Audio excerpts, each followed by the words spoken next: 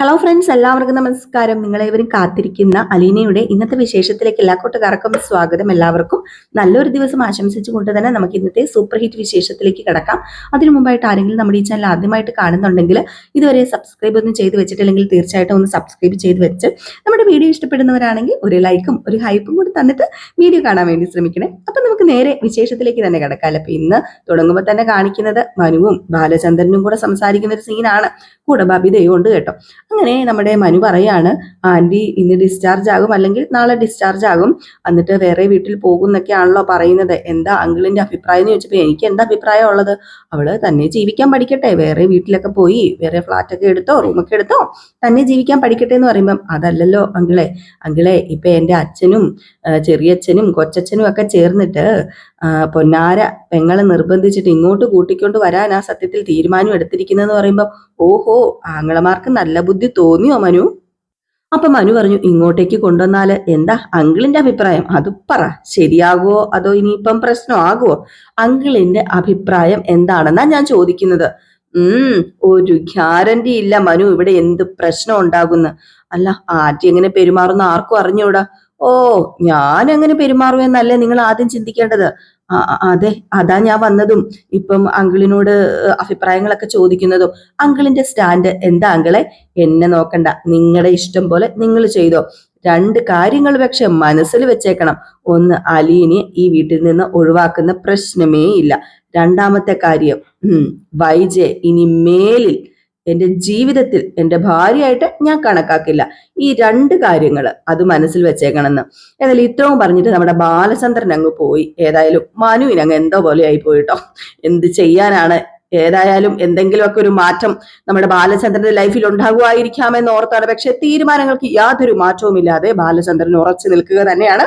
പിന്നെ കാണിക്കുന്ന സീൻ എന്ന് പറഞ്ഞു കഴിഞ്ഞിട്ടുണ്ടെങ്കിൽ മനുവും ബബിതയും ഡൈനിങ് ടേബിളിൽ ഇങ്ങനെ ഇരിക്കുകയാണ് കേട്ടോ. അപ്പോഴത്തേക്കുമാണ് നമ്മുടെ അലീന അവിടെ പണിയൊക്കെ ആയിട്ട് നടക്കുകയാണ്. അപ്പോഴത്തേക്ക് കയറി വന്ന ഉടനെ തന്നെ നമ്മുടെ മനു, ആ ഇവിടെ ഉണ്ടായിരുന്നോ, എവിടെ ആയിരുന്നു ഇത്രയും നേരം?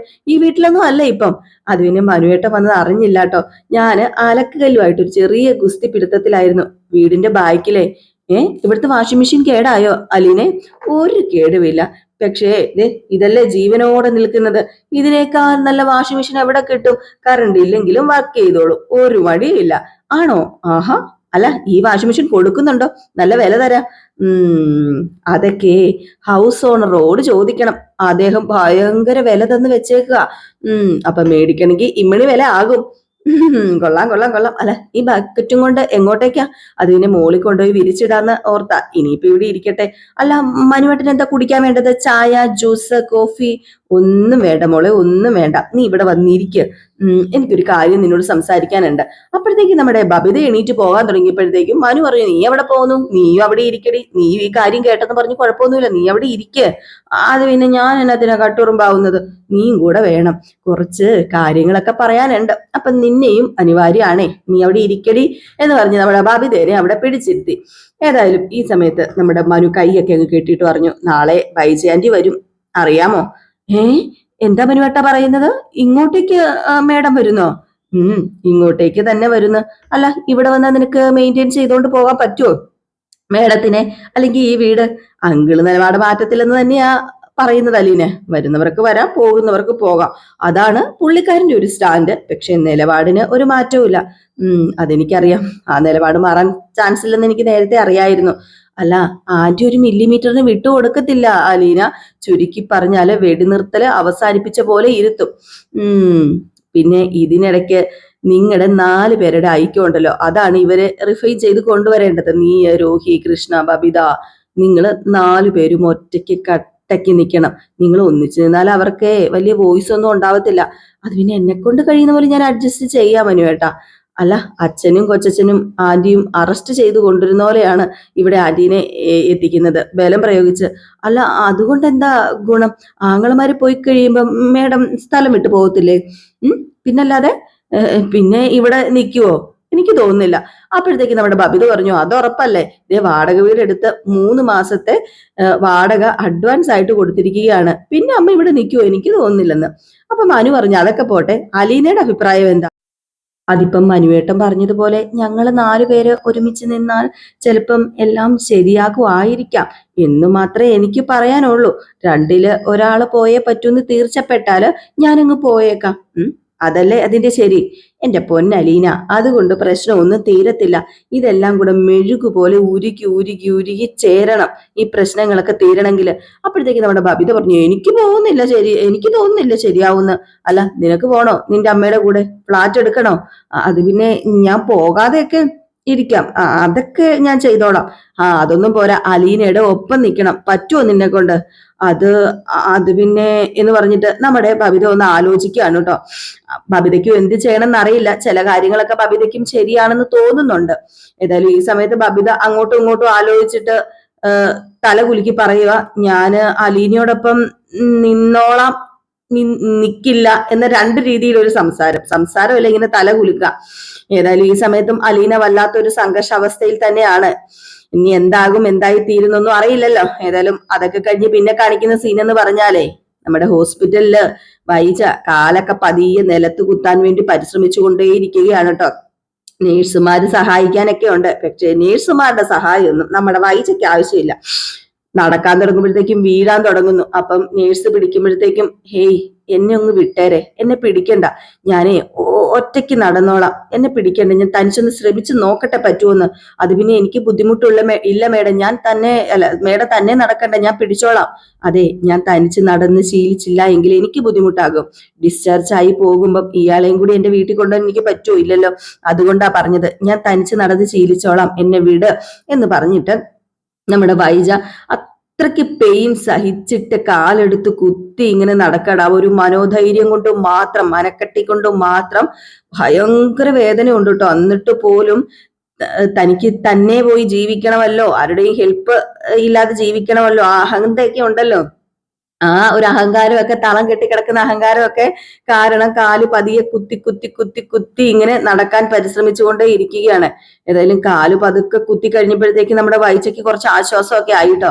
തന്നെ നടക്കാൻ പറ്റിയല്ലോ എന്ന അഹങ്കാരം വീണ്ടും തലയിൽ ഇങ്ങനെ ഓടിക്കൊണ്ടേ, ആ ഞരമ്പുകളിൽ ഇങ്ങനെ ഓടിക്കൊണ്ടേ ഇരിക്കുകയാണ്. അതിന്റെ കൂടെ നമ്മുടെ വൈജ അന്ന് ആക്സിഡന്റ് ആയ കാര്യങ്ങൾ നടക്കുന്നതിനനുസരിച്ച് ഇങ്ങനെ ഓർക്കുക, വണ്ടി മറിഞ്ഞതൊക്കെ.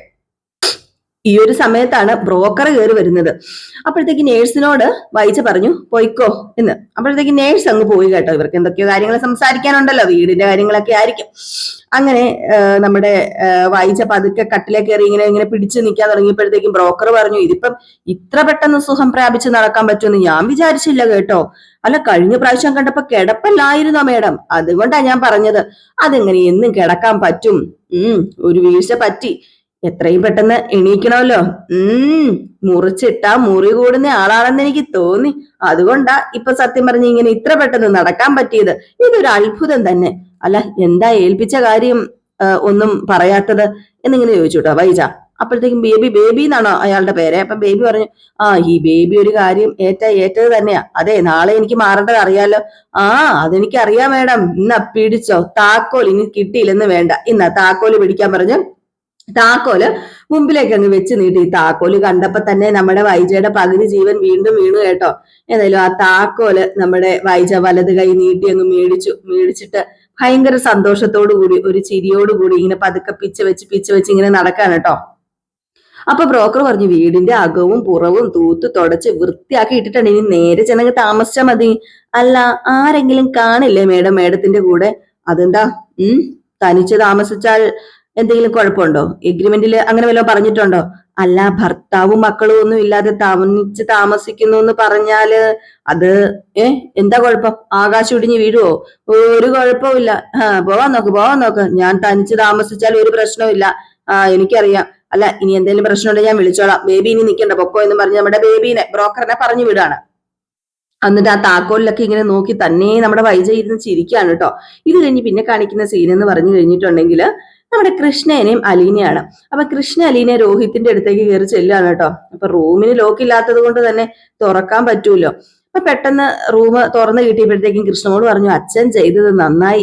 ഇല്ലെങ്കിൽ എന്തുമാത്രം മുട്ടി വിളിക്കണമെന്ന് തുറക്കണമെങ്കിൽ എന്ന് പറഞ്ഞിട്ട് പതുക്കെ കയറി ഇവരകത്ത് ചെന്നപ്പോഴത്തേക്കും നമ്മുടെ രോഹിത്ത് നല്ല ഉറക്കം. അപ്പം ഉറക്കമല്ല, മയക്കമാട്ടോ. കാരണം പനിച്ച് മയങ്ങാണ്. അപ്പൊ കൃഷ്ണമോള് പറഞ്ഞു, ലക്ഷണം കണ്ടിട്ട് നല്ലതൊന്നും അല്ലെന്ന് തോന്നുന്നു ചേച്ചി. ദേ നോക്കിക്ക്, ഒന്നും കഴിച്ചിട്ടില്ല. എനിക്കറിയാം മോളെ, ഒന്നും കഴിച്ചിട്ടുണ്ടാവില്ലെന്ന്. ഇതേ താഴേക്ക് കൊണ്ടുപോക്കോ, ഇനിയിപ്പോ ഇവിടെ വെക്കണ്ട, താഴേക്ക് കൊണ്ടുവയ്ക്കാൻ പറഞ്ഞു. അങ്ങനെ നമ്മുടെ കൃഷ്ണമോള് ഭക്ഷണം എടുത്തോണ്ട് താഴേക്ക് പോവുകയാണ് കേട്ടോ. അപ്പൊ അലീന അവിടെ നിപ്പുണ്ട്. അപ്പം ഭയങ്കര ചുമ നമ്മുടെ രോഹിത്തിന്. ചുമ. അങ്ങനെ അലീനെ തൊട്ട് നോക്കാൻ തുടങ്ങിയപ്പോഴത്തേക്കും പെട്ടെന്ന് കൈ തട്ടി മാറ്റി രോഹിത്. അപ്പോഴത്തേക്കും അലീന പറഞ്ഞു, നീ ആരോടാ ഈ വിദ്വേഷം കാണിക്കുന്നത്? ഞാൻ ആരാണെന്ന് വിചാരിച്ചിട്ടാ എന്നോട് ഇത്ര വെറുപ്പ് നീ കാണിക്കുന്നത്?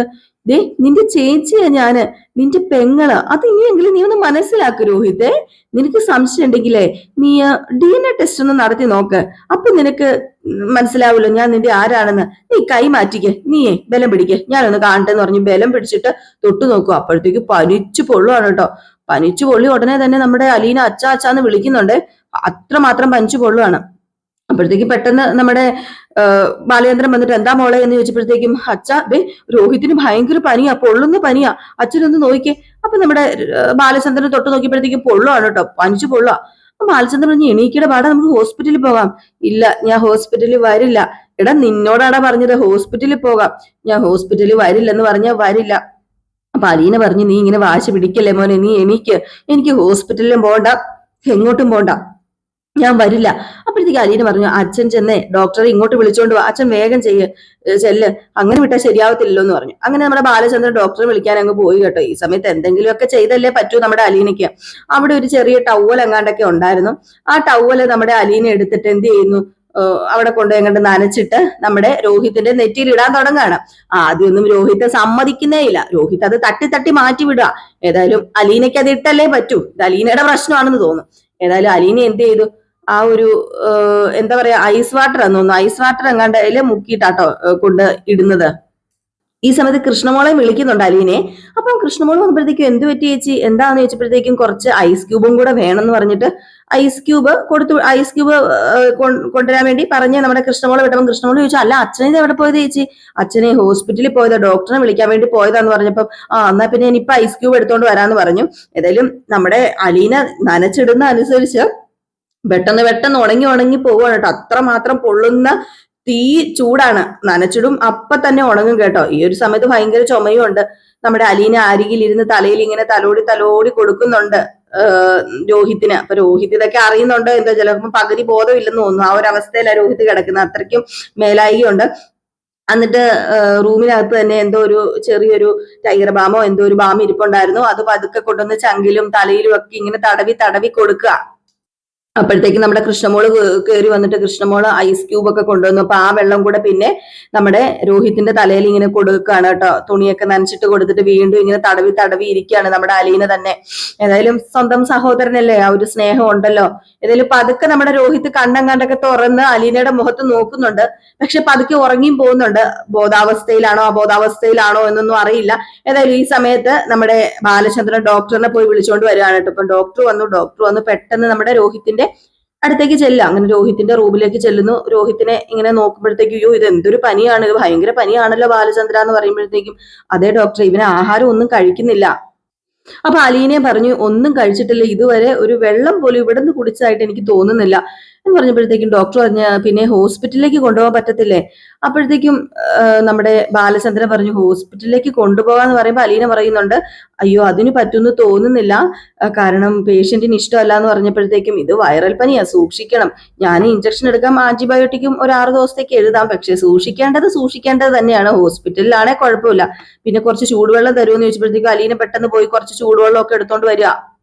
അങ്ങനെ ചൂടുവെള്ളത്തിൽ എന്തോ പൊടിയൊക്കെ കലക്കി ഡോക്ടർ നമ്മുടെ രോഹിതിന് കൊടുക്കുന്നത്. ഇതൊക്കെ നോക്കിക്കൊണ്ട് ബാലചന്ദ്രനും അലീനയും അവിടെ നിൽപ്പുണ്ട് കേട്ടോ. അപ്പൊ ഈ ഒരു സീനാണ് ലാസ്റ്റ് സീൻ എന്ന് പറയുന്നത്. അപ്പൊ എല്ലാവരും കാത്തിരിക്കുക അടുത്ത വിശേഷത്തിനായിട്ട്. അപ്പൊ അടുത്ത വിശേഷവുമായിട്ട് കാണാം. നമ്മുടെ വീഡിയോ ഇഷ്ടപ്പെട്ടെങ്കിൽ തീർച്ചയായിട്ടും ഒരു ലൈക്കും ചെയ്യാനും അതുപോലെ ഒരു ഹൈപ്പ് ചെയ്യാനും ഒന്നും മറക്കരുത്. അപ്പൊ tata bye bye, next video ആയിട്ട് കാണാം.